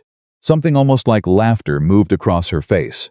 Not quite, but close enough that Daniel felt it the same way he felt the first morning she had baked the croissant right, like winning something whose name he hadn't learned yet. "You first," he said. She looked at him, and then she said something he hadn't expected, hadn't let himself expect. Because some things are too important to hope for before you know whether hoping is safe. I'm not going anywhere, she said. Whatever happens with this fight. I'm not leaving. The hallway was very quiet. I know, he said. I wanted to say it out loud, she said. I thought you should hear it. He looked at her for a long moment. Yeah, he said quietly. I'm glad I did. They walked back to the bakery together. Not talking. Just walking down Maple Street on a Tuesday morning in a town that was small enough that 3 people noticed them and would probably mention it to someone else by evening, and neither of them cared even slightly. When they got to the bakery door, Daniel opened it. He held it. She walked through, and this time, walking in from the street, she didn't pause before crossing the threshold. The week after the meeting at Briggs's office was the quietest Daniel had felt since the whole thing started. Not peaceful quiet, the other kind. The kind that sits in your chest like a held breath, when you know something is coming but you can't yet see its shape. Briggs was building the counter motion. Francis Cho's firm was pulling apart the sale documentation. Ray Perkins had signed his counter declaration on a Wednesday afternoon, his handwriting slow and deliberate, like a man making sure every letter was exactly what he meant it to be. And Vandergroup had gone silent again, which Claire had already told him, meant they were regrouping, reassessing, and preparing something new. The bakery kept running. That was the strange thing about crisis ordinary life, didn't pause for it. Bread still needed to rise at 4 in the morning. The lunch rush still came at 11:30. Mrs. Hoffman and Joyce still came on Thursdays. Tommy still knocked things over with a frequency that would have been alarming if it weren't so consistent. And Claire still came at 7:15, but everything about the way she came had changed. She no longer went straight to her table. She stopped at the counter. Sometimes she asked about the morning, what had come in, what Briggs had said, whether Daniel had heard from Francis Cho. Sometimes she just picked up her coffee and stood for a few minutes, while the bakery filled around them, talking about nothing in particular. In the easy way of people who have stopped needing everything they say to mean something important. Tommy watched this evolution with the barely concealed delight of someone who had called it months ago and was now collecting on a private bet he'd made with himself. You know, Tommy said one morning, after Claire had taken her coffee to the counter stool she'd started using instead of the corner table, I feel like I deserve some kind of credit for this. For what? Daniel said flatly. For being patient while you two figured out what everyone else already knew. Daniel gave him a look. Tommy went back to the kitchen with a grin that he didn't bother to hide. It was the following Monday, 3 weeks after the counter declaration, when Briggs called with something that rewrote the shape of everything. 8:47 in the morning. Daniel was behind the counter. Claire was on the stool with her second coffee, going through a client folder she'd spread out on the counter, because the corner table suddenly felt too far away. Daniel's phone rang. He looked at the screen, then at Claire, then answered. Francis Cho's office found something, Briggs said, without preamble. Daniel turned slightly away from the counter. Claire stopped turning pages. The power of attorney Greg Perkins holds, Briggs continued, was filed 14 months ago, following Ray's health scare. It is, as Francis's office determined, specific to healthcare decisions. It does not extend to real property transactions. He paused. But here's the piece that changes things. The sale of the building was processed using a signature authorization form that appears to combine both the POA and a general authorization signature from Ray. The problem is that the general authorization signature is dated 6 days before Ray's actual hospitalization. Daniel went very still. What does that mean? It means Ray allegedly signed a broad authorization for Greg to handle his affairs 6 days before the health event that prompted the healthcare POA filing. Briggs chose his next words with visible care. Francis's team had a handwriting analyst review the signature on the authorization form. The analyst's preliminary finding is that the signature shows characteristics inconsistent with Ray's established signing patterns. Specifically, the pressure variation and letter formation suggest it was not signed by Raymond Perkins. The bakery hummed on around him, the oven ticking in the kitchen. Tommy talking to a customer about something. The ordinary morning going on in total ignorance of what was happening at the counter. Someone forged Ray's signature, Daniel said. That is what the preliminary analysis suggests, Briggs said carefully. It is not yet proven. The analyst's findings would need to be submitted as expert testimony and challenged by Vandergroup's own experts. But if it holds up, this isn't just lease dispute, Daniel said. No, Briggs said. If the signature is forged, we're looking at potential fraud. Potentially elder fraud, given Ray's age and health status at the time. That is a matter for law enforcement, as much as civil court. Daniel looked at Claire. She had stopped pretending not to listen. She was watching him with the focused, still expression she got when something important was happening, and she was processing it faster than the situation was revealing itself. He told her when he hung up in 3 sentences. That was all it took. Her reaction was not what he expected. She didn't look surprised. She looked, instead, like a person who had suspected something and was now watching the proof surface, and the feeling that came with it was not satisfaction, but something heavier. Greg Perkins, she said, apparently. She was quiet for a moment. Ray doesn't know yet. Briggs is calling Francis Cho right now. She set down her coffee cup. She pressed her fingers flat on the counter, and Daniel watched her work through something he could see it in the movement behind her eyes, the way she assembled information and outcomes and human consequences in rapid sequence. Ray is going to be devastated, she said. Not strategically. Not tactically. Just that the human fact of it. Daniel nodded. Yeah, he is. The silence between them carried everything that didn't need to be said. That sometimes the people who hurt you are the ones who were supposed to protect you. That finding out is its own kind of wound, separate from and worse than the original harm. That there is a particular grief in discovering that something you trusted was being used against you by someone who knew exactly how much that trust was worth. They both understood that particular grief from the inside. Someone should be with him when he finds out, Claire said. Francis will be there, Daniel said. Francis is his attorney, Claire said. That's not the same thing. He looked at her. She looked at him. I'll call his neighbor, she said. Helen Marsh. She's been bringing him meals since his health scare. She'll want to know. Daniel didn't ask how she knew about Helen Marsh. He had stopped being surprised by the specific and detailed way. Claire Whitmore understood the community she had moved into, how she had mapped it. Quietly. The way she mapped every space she entered. Understanding its structures and its people before she ever said a word. She made the call from the back room. 3 minutes. When she came back out, she said, Helen will be there. You're something else, Daniel said. He said it simply, without weight, just as a fact. She looked at him sideways. I'm practical, she said. Sure, he said, that's exactly what it is. She picked up her coffee to hide the expression that was trying to form on her face, and Daniel let her, because he was learning which things to notice and which things to leave alone, and this was firmly in the second category. The call from Francis Cho came at 2 that afternoon. Ray Perkins had been told. He had sat very still through the whole explanation, Francis said. He had asked 2 questions. The first was whether the bakery was going to be okay. The second was where his son was. Nobody had an answer to the second question. Greg Perkins had not been at his apartment since Monday morning. His phone went to voicemail. His car was gone. Francis said that in her 20 years of practicing law in Maplewood, she had handled many difficult situations. She said this one had a particular quality that she found hard to describe. Daniel knew what she meant. It was the quality of watching a thing that should have been small, one man's greed, one family's breakdown, one building on one street radiate outward and touch everything around it until you couldn't separate the harm from the people it had touched. It was a Tuesday evening, 5 days after the handwriting analysis results, when Richard Voss called again. Daniel was closing up. Tommy had already gone. The chairs were up. The ovens were off.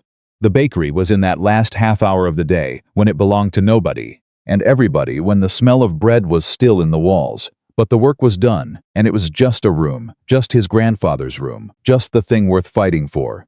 He answered. Mr. Carter Voss's voice was the same as before. Smooth, professional, but something underneath it had changed. A tension in the breath before the words. I wanted to reach out personally.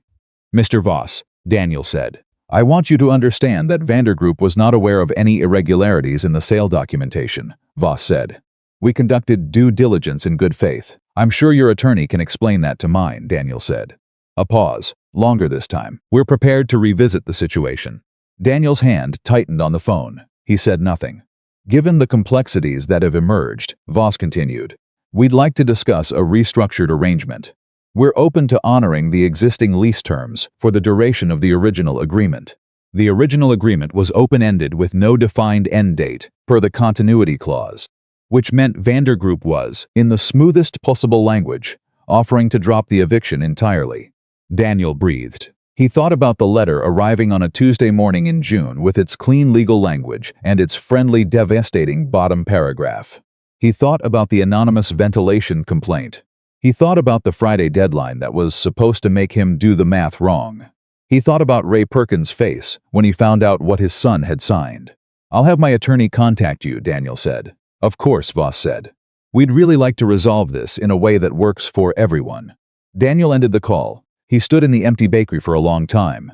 Then he picked up his phone and called Claire. She answered fast. She always answered fast now, which was its own kind of statement from a woman who used to exist in 20-minute increments, neatly bounded and self-contained. "Voss called," Daniel said, "and they want to honor the original lease." 3 seconds of silence. "All of it," she said. "He said they want to revisit the situation and honor existing lease terms for the duration of the original agreement. The original agreement has no end date, I know." Another silence. This one felt different from the others. "Fuller, they're scared," she said. "The forgery findings changed their exposure. If Greg Perkins forged Ray's signature, Vandergroup's entire acquisition is built on fraudulent documentation. That's not just a civil liability. That's potential criminal involvement if they had any prior knowledge." She paused. "They didn't know, but they're going to spend a very long time and a great deal of money proving they didn't know. This is the easier path, so it's over?" Daniel said. "The eviction threat is over," she said. "The legal process around the sale fraud is separate. That's Ray's matter and Francis Cho's. Your bakery is safe, Daniel." He heard her say it. He let it land. He let himself feel the full weight of the last 3 months, the letter, the silence, the ventilation complaint, the Friday deadline, the handwriting analyst. All of it settling somewhere below him, like a floor that had been there all along but he'd been too busy surviving to stand on. "Your bakery is safe," she said again quietly, and this time it wasn't information. It was something else, something she was giving him permission to feel. He sat down on the stool behind the counter. He looked at his grandfather's shelves, the chalk menu board his grandmother had painted, the corner table by the window. "Come have dinner," he said. The words came out before he had decided to say them. Not at the bakery, not over a counter, dinner, an actual thing. A clear and deliberate step into a different territory. The silence on her end was long enough that he started to form a retreat, a casual backtrack. A "never mind, I just meant if you haven't eaten," but she spoke before he could. "Okay," she said, "just that." "Okay, tomorrow?" he said. "Tomorrow," she agreed. He hung up and sat in the empty bakery and felt something he hadn't felt in a very long time. Not happiness exactly, not yet, but the beginning of it. The first molecular movement of something that had been frozen in place since Laura, since grief, since the long years of surviving by making himself smaller. The beginning of thaw. He sat there until it was completely dark outside. Then he got up and turned off the lights and went upstairs. Dinner was at a restaurant called Perello's on 5th Street, the kind of place that had been in Maplewood for 30 years and made everything from scratch and never tried to be anything other than exactly what it was. Daniel had been there twice in 6 years. Both times alone on his birthday, because Laura had loved it and he had kept the tradition even after she was gone. Because some things you keep not because they don't hurt, but because they matter more than the hurt. He hadn't told Claire any of that. But when they walked in and the hostess showed them to a table near the back, Claire looked around the room with those quiet, reading eyes and said, "You've been here before." "A couple of times," he said. "It means something to you," she said. Not a question. He looked at her across the table. "Yeah," he said, "it does." She nodded once. And she didn't ask what, and that the not asking, the willingness to hold the information he gave her and leave the rest alone was so precisely the thing he needed that he had to look at the menu for a moment just to have somewhere else to put his face. They ordered, they talked. Real conversation, not about Vandergroup or lease clauses or compliance consultants. About design and what drew her to it. About the specific satisfaction of making a space feel like something it didn't feel like before. About his grandfather and the recipes upstairs and the ones Daniel had changed and the ones he never would. About Ohio winters and why people stayed in small towns when they didn't have to. She told him more about Ellie. Not a lot, not the whole story, but a piece of it, a specific memory. A Tuesday afternoon when Ellie was 19 and had decided, without telling anyone, to rearrange all the furniture in Claire's apartment because she thought the light was being wasted. "I came home," Claire said, "and everything was different." She had moved the couch to the other wall, turned the desk to face the window, Put my reading chair in a completely different corner. She shook her head. I was furious. I told her she had no right to rearrange someone else's life without asking. What did she say? Daniel said. Claire was quiet for a moment. A small, complicated smile moved across her face, the kind that carries grief and love in equal measure, so thoroughly mixed they can't be separated. She said, I just wanted you to be able to see better. Claire looked down at the table. She was talking about the light, the way the room faced the window. A pause. But I've spent 3 years wondering if she meant something else. Daniel looked at her. I think she might have, he said gently. Claire nodded. I think so too, she said. They stayed until Pirello's was nearly empty, which was a thing Daniel had not done since the year before Laura got sick, when staying somewhere until it was nearly empty was a normal and unremarkable thing to do. Walking back, the night was cool and the streets was quiet, and Maplewood had that particular after 9 stillness that small towns do better than anywhere else. They were not quite touching, not holding hands, not linked, but close enough that occasionally the back of his hand brushed hers. Neither of them moved away. At the corner of Maple and Fifth, a block from the bakery, Claire stopped. He stopped with her. She looked at him for a moment without saying anything, which, from anyone else, might have felt uncertain, but from Claire felt like what it was, a person choosing her words. Exactly. I've been thinking, she said. About what? About the bakery. She paused. The interior. You've never changed it. He looked at her. Is that a professional observation? It is, she said. The layout is inefficient. The counter is positioned so you can't see the door and the oven at the same time. The pastry case blocks the natural flow between the entrance and the seating area. She tilted her head slightly. And the lighting makes the space feel smaller than it is. I see, he said. I'm not suggesting you demolish anything, she said. Everything that matters should stay exactly where it is. Your grandmother's chalkboard, your grandfather's shelves, the corner table. She met his eyes, but there are things that could be better. Things that would make the space work harder for you, without changing anything that means something. He looked at her. Are you offering to redesign my bakery, he said. I'm offering to help you see it differently, she said. The way you helped me. The quiet between them after that sentence was the same kind of quiet as the hallway outside Briggs's office, full, not empty. The kind that means something is being said without being said, and both people hear it. Yeah, he said, I'd like that. She nodded. She started walking again. He walked with her. 3 weeks later, Francis Cho's office completed their analysis of the sale documentation and submitted a formal fraud complaint to the Maplewood District Attorney's Office and the Ohio Attorney General regarding the forged authorization signature. Greg Perkins had been located in Pittsburgh, not hiding, exactly, but not returning calls, which amounted to the same thing, and had retained a criminal defense attorney. The civil case between Vandergroup and Ray Perkins regarding the validity of the sale was filed the following week. Vandergroup, for their part, settled with Ray out of court within 30 days because the exposure from the fraud discovery made fighting significantly less appealing than writing a check and walking away. The building on 112 East Maple Street remained the property of Raymond Perkins. The lease of the Golden Crust Bakery was formally reinstated, in full, with a handwritten note from Ray Perkins attached to the legal document. Daniel read that note standing at the counter at 6 in the morning, before Tommy arrived, before the first customer came, before anyone else was there to see it. The note said, your grandfather was a good man who built something worth keeping. I should have done more to protect it. I'm sorry, Daniel. Take care of the place. It was signed Raymond in the careful handwriting of a man who had made sure every letter was exactly what he meant. Daniel folded the note and put it in the same envelope as the original lease. He stood for a moment in the quiet bakery. Then he went back to the ovens, because the bread wasn't going to make itself, and because some things you keep doing, not because they're easy but because they're yours. At 7:15 the door opened. Claire walked in. He had her coffee ready. The croissant baked 4 minutes longer, edges deep amber, the way she had always wanted without ever saying so. She reached the counter. She didn't pick up the coffee right away. She looked at him with those dark, quiet eyes, and he thought about the first morning she had walked through his door, precise and distant, and carrying something enormous that she hadn't yet decided to put down. He thought about 8 months of mornings, about the way she had held her coffee with 2 hands on the bad days, about the $1 she left on the table without looking to see if anyone noticed, about the first time she smiled and what it had cost her. The note from Ray, she said. He'd texted her about it last night. Read it this morning, she said. Good, he said. She picked up her coffee. She didn't walk to the corner table. She sat down on the counter stool, her stool now, the one that had stopped being a stranger's seat sometime in the last month, and opened the folder she'd brought. She turned one page over and slid it across the counter toward him. It was a hand-drawn layout, quick, confident lines in pencil, the way someone sketches when the idea is clear and they just need to get it down.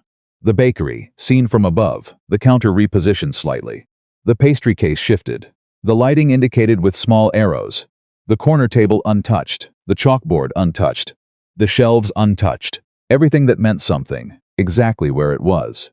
Everything that could be better, different. He looked at it for a long time. When did you draw this? He said. 3 weeks ago, she said. I wanted to get it right before I showed you. He looked up at her. She was watching him with the same careful attention he had given her for 8 months, reading his face, trying to know what he felt about it. Wanting to get it right. He understood that feeling. He understood it completely.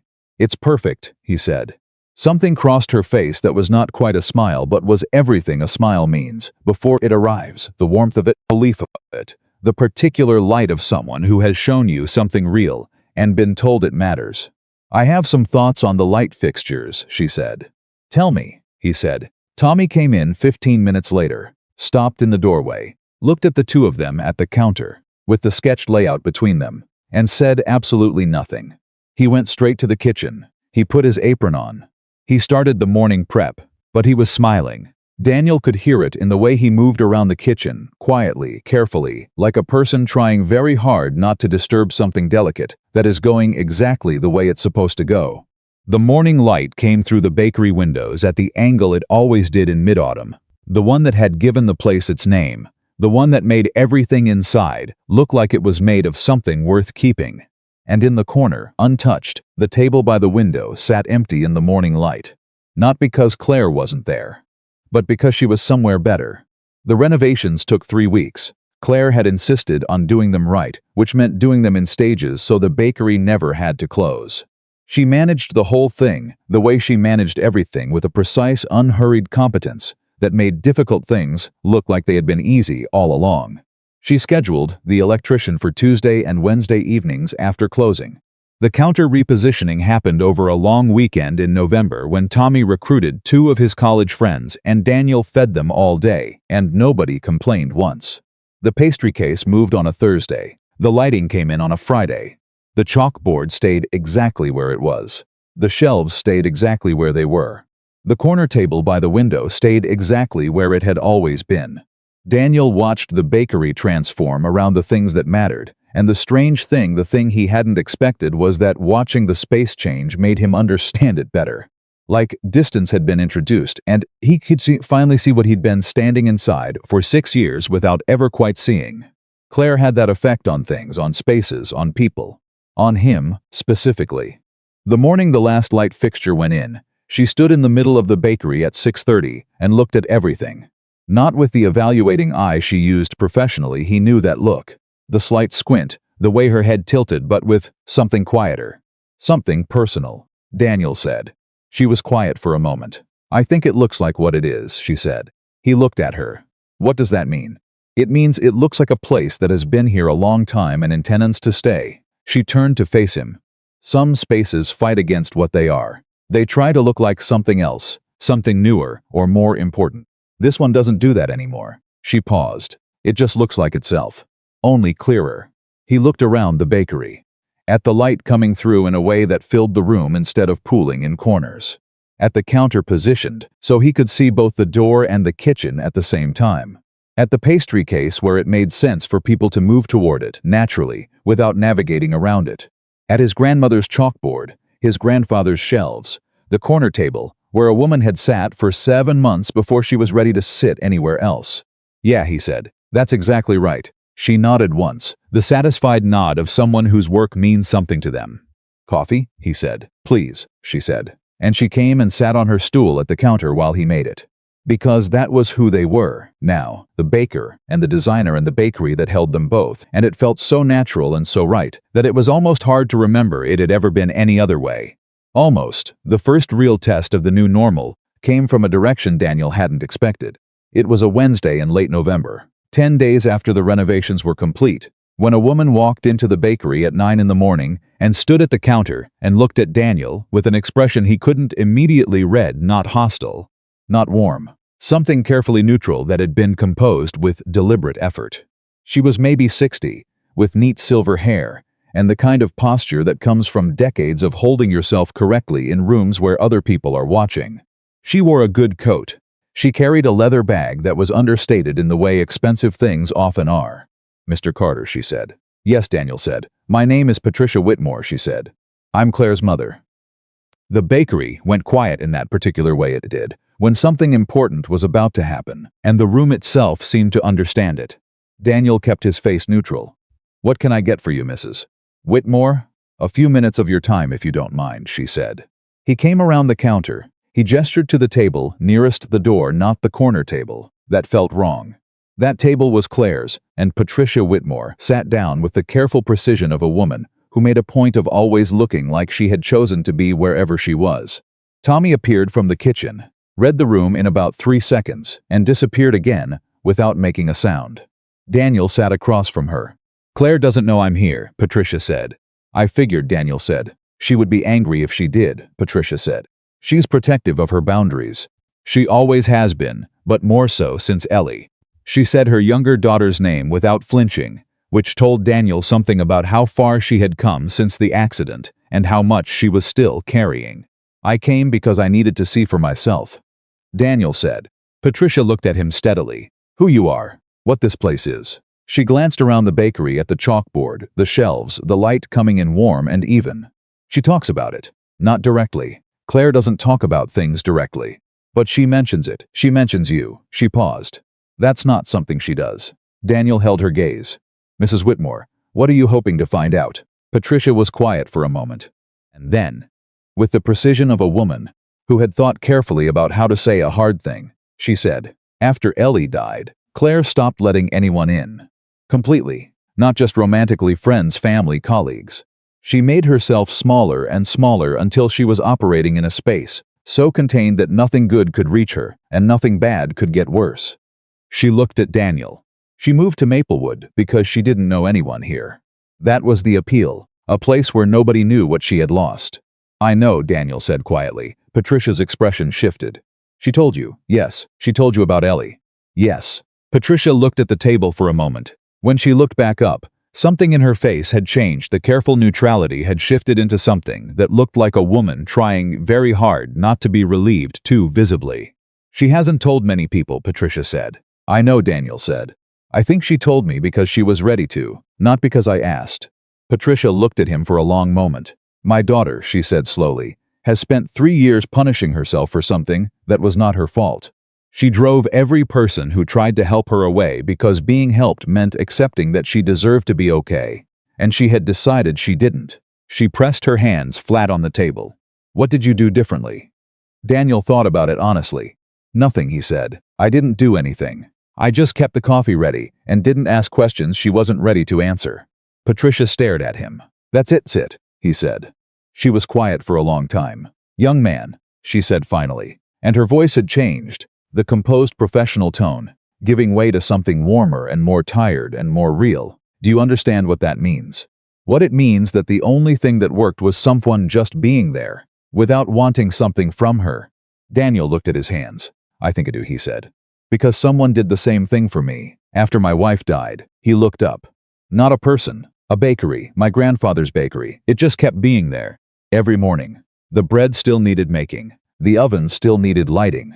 Nothing expected me to be okay, it just expected me to show up." He paused. "Sometimes that's all a person needs. Something that keeps showing up without conditions." Patricia Whitmore looked at him for a long, quiet moment. Then she said, "Will you tell me about the bakery? The history of it?" So he told her all of it. His grandfather building the shelves with his own hands, the chalkboard his grandmother had painted. 40 years of mornings, and the families who had made it part of their routine, and the recipes upstairs that he had changed, and the ones he never would. He told her about Laura, and about the 4 in the morning baking sessions when the thoughts got too loud. He told her about Tommy knocking things over, and the morning regulars, and the way the light came through the windows in October. Patricia listened the way Claire listened, completely, without interrupting, with the full weight of her attention on what was being said. When he finished, she said, "She's very like her father. He showed love through action too, never said it directly. Just did the things that meant it." She smiled, small and private. He made her favorite dinner every year on the anniversary of Ellie's death. Without being asked, without announcing it, just had it ready. Daniel nodded slowly. "I should go before she gets here," Patricia said. She stood. She picked up her bag. She paused. "I want you to know whatever this is, whatever it becomes, I'm grateful. For all of it. For what you gave her when she didn't know she needed it." "She gave me things too," Daniel said. "She fought for this place like it was her own." Patricia smiled again. "That's because it was," she said. She just needed someone to show her that before she could admit it. She left. Daniel stood at the counter for a moment in the quiet. Then Tommy appeared from the kitchen doorway. "Was that?" "Yes," Daniel said. "Did she just come to yes?" Tommy nodded slowly, heavy. "Yeah," Daniel said. "You okay?" Daniel thought about it. "Yeah," he said. "Actually, yeah." 15. Claire had not come in. At 7:22, the door opened, and she walked through, 7 minutes later than her first time ever being late in over 9 months of mornings. And Daniel had her coffee ready, and said nothing about the lateness, and nothing about her mother. Because some information belongs to the person who needs to share it when they're ready. She reached the counter. She looked at him. Something passed across her face, a searching look, the kind you give someone when you're checking for something specific. "You look different," she said. "Do I?" "Something happened this morning." He held her gaze. Nothing important. She studied him for another 2 seconds.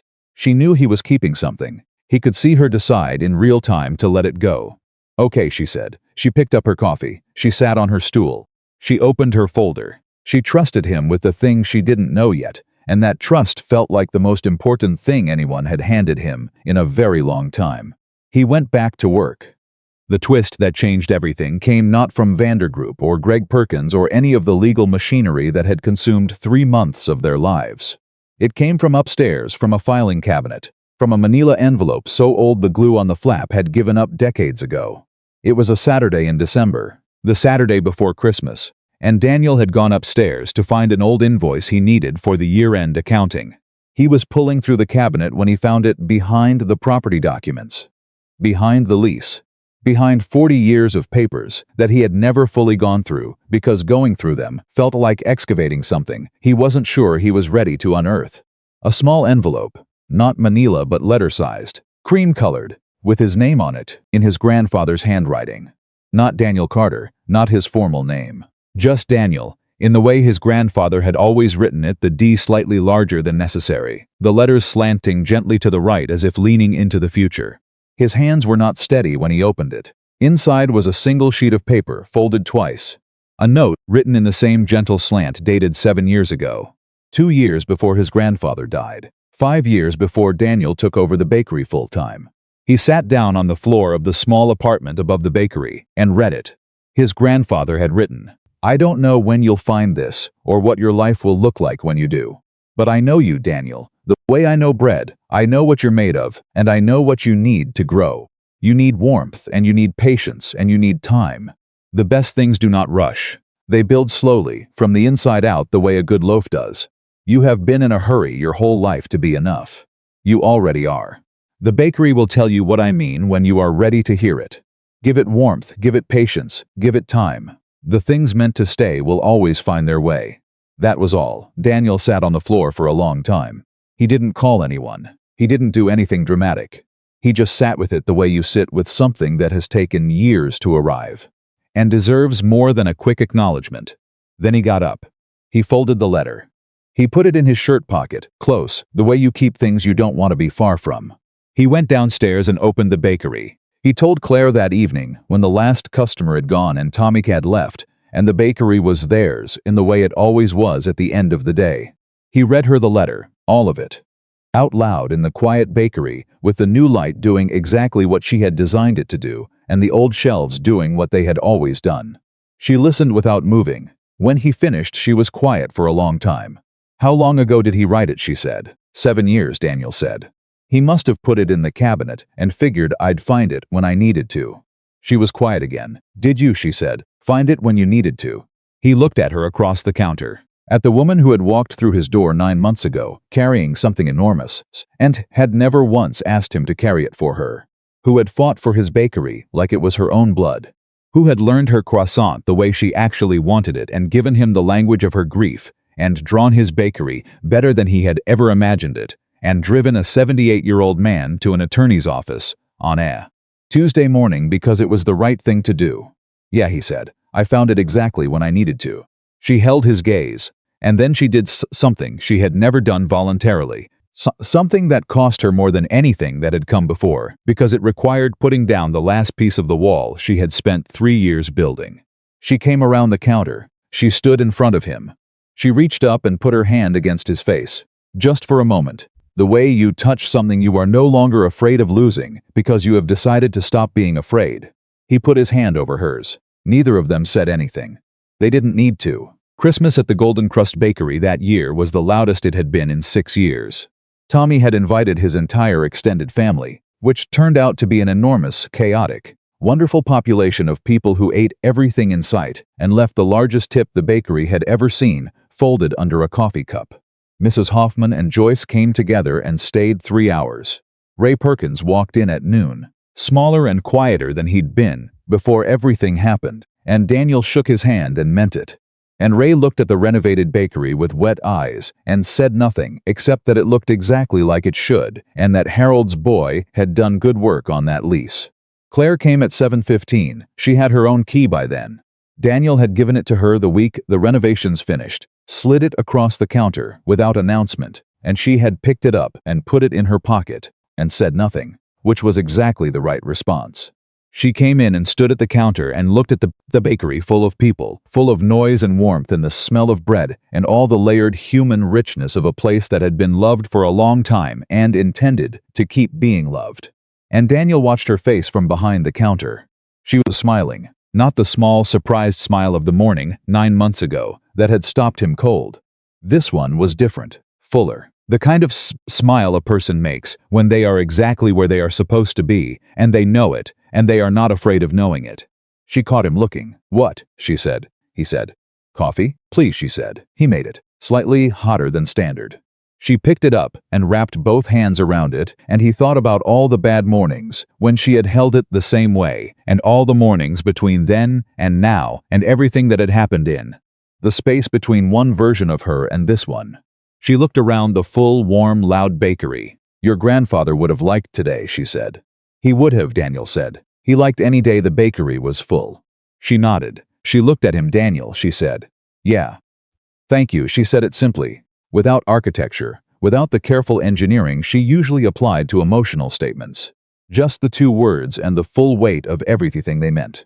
For all of it, for every morning, for not asking questions until I was ready. For the croissant, a small pause, for all of it. He looked at her across the counter that had been between them for 9 months of mornings, the counter she had redesigned the position of, because she wanted him to be able to see both the door and the kitchen at the same time. The counter that had been the exact right distance between 2 people who both needed distance before they were ready for something closer. You kept this place company every morning for 9 months, he said.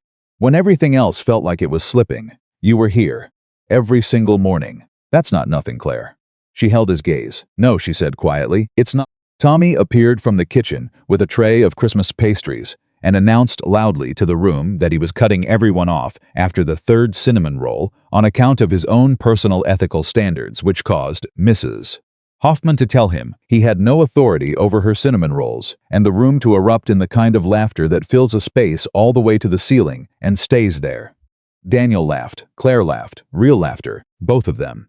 At the same time, in the same room, in the bakery that had held them both through the hardest seasons of their lives and was still standing. Later, much later, when the bakery had finally emptied and the chairs were back on the tables, and Tommy had gone home with leftover pastries and the keys to his own new chapter, Daniel found the note from his grandfather again. He had moved it from his shirt pocket to the drawer behind the counter, the one where he kept the things that mattered most. He took it out and read it one more time. Give it warmth. Give it patience. Give it time. The things meant to stay will always find their way. He put it back in the drawer. He turned off the main lights. The bakery settled into its nighttime quiet, the particular piece of a place that has been used well, and would be used well again in the morning. He went upstairs, and downstairs. In the dark, the corner table by the window sat exactly where it had always been, unhurried, patient, asking nothing of anyone, holding its place in the way that only the things truly worth keeping ever do. Some love stories begin with a grand declaration, a confession in the rain. A moment so big and dramatic, it demands to be remembered as the beginning of everything. This one began with a croissant baked 4 minutes longer than standard, with $1 left quietly on a table, with two people who had both learned to survive by making themselves smaller, finding in one shared space the courage to slowly, carefully, irreversibly take up room again. It began the morning a woman walked through a bakery door and said quietly, as if she had only just realized it, "You already know my order." And it turned out that knowing someone's order, really knowing it, the specific temperature of their coffee, the particular crispness they needed at the edges, the table they preferred, and the mornings when they needed the cup hotter, and the mornings when they needed someone to tell them they had been seen. It turned out that knowing all of that was not a small thing. It was, in fact, everything.